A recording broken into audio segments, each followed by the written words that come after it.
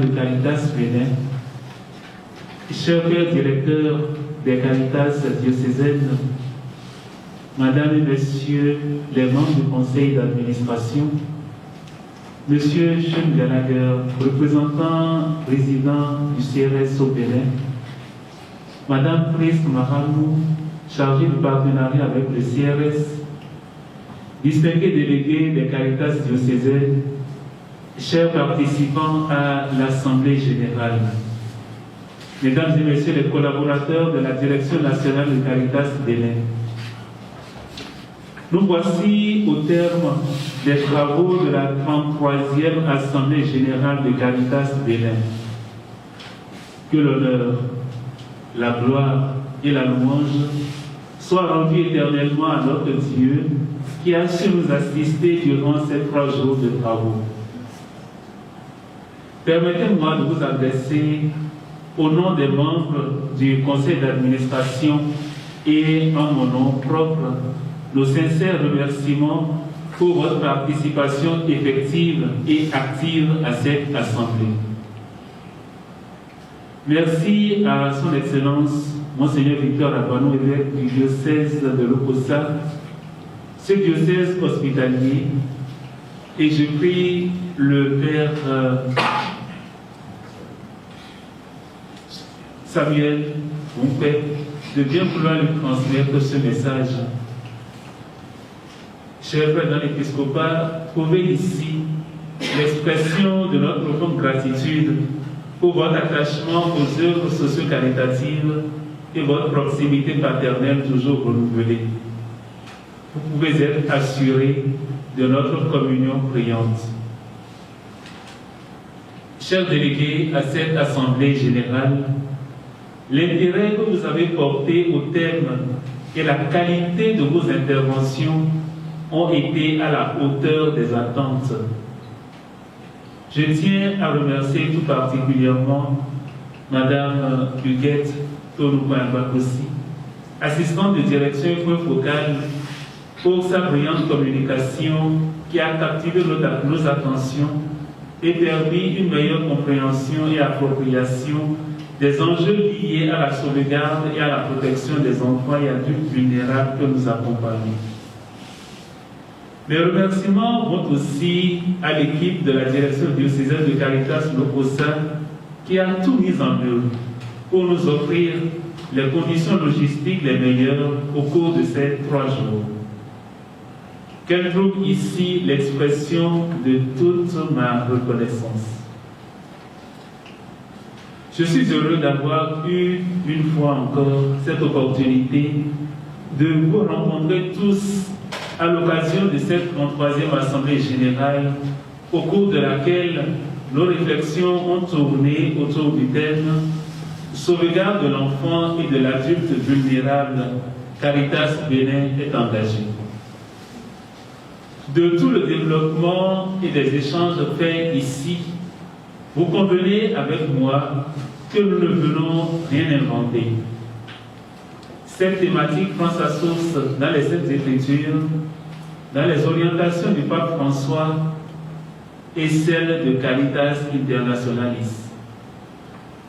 Et comme le disait le cardinal Luis Antonio Tagle, préfet de la Congrégation pour l'évangélisation des peuples et président de Caritas Internationalis, dans l'un de ses récents messages, je cite: « Comment pouvons-nous professer notre foi dans le Christ si nous fermons les yeux sur toutes les blessures infligées par les abus?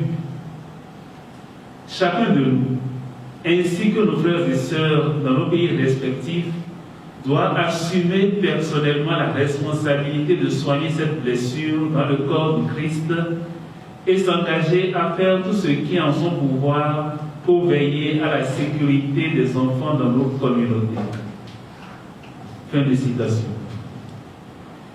Chers tous, cette question nous engage et nous devons en prendre davantage conscience. Je voudrais compter sur votre détermination personnelle et collective pour le respect de tous les engagements pris au cours de ces assises, car Caritas Bénin à une tolérance zéro envers les abus, le harcèlement et l'exploitation. Caritas Bénin soutient toute personne souhaitant signaler ou déposer une plainte pour faute ou mauvais comportement. Le dispositif d'alerte professionnelle et autres politiques mises en place devront être l'affaire de tous et de chacun. C'est pour cette raison que nous avons jugé nécessaire de présenter officiellement en votre présence les destinataires d'alerte choisis par les membres du conseil d'administration après plusieurs enquêtes de moralité sur les intéressés. Ils ont pour nom Madame Huguette Toloupoint, épouse Abakoussi, Monsieur André Koucha, Monsieur Christophe Ouane. Je vous suis déjà reconnaissant pour votre engagement à cette cause commune dans la droite ligne des orientations du magistère de l'Église catholique.